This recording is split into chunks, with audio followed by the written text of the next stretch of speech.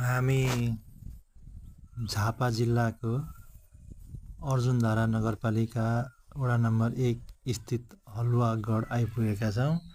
हलुवागढमा यहाँ कस्तो राम्रो पार्क रहेछ। यो नगरपालिका भए पनि गाउँ जस्तै गाउँमा पनि यति राम्रो पार्क बनाएको रहेछ। रु 20 को टिकट लाग्ने गरेको रहेछ।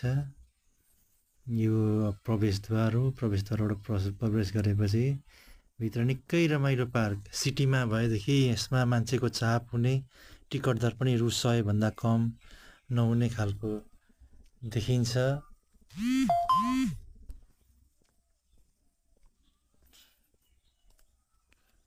खर्च पनि निकै भएको छ। यसमा हात्तीको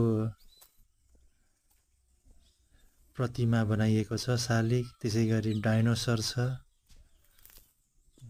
यसमा चाहिँ हलुवागढ सामुदायिक वन उपभोक्ता समितिको निकै रकम र स्थानीय पालिकाबाट पनि केही सहयोग भएर यो बनेको हुनुपर्छ।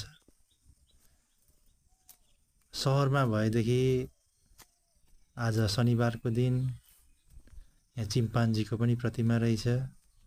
आज शनिबारको दिन यस ठाउँमा निकै भिड हुने र मेन्टेनेन्स खर्चको लागि रु 100 टिकट लिने गर्थ्यो होला। तर अब यो गाउँ भएकोले रु 20 मात्रै। त्यही पनि यहाँ मानिसहरू खासै देखिन्न। यता भित्रपट्टि पार्क जानको लागि छुट्टै टिकट चाहिने रहेछ। अनि यहाँ रेल रहेछ। रेलको लागि रु 50 टिकट रहेछ।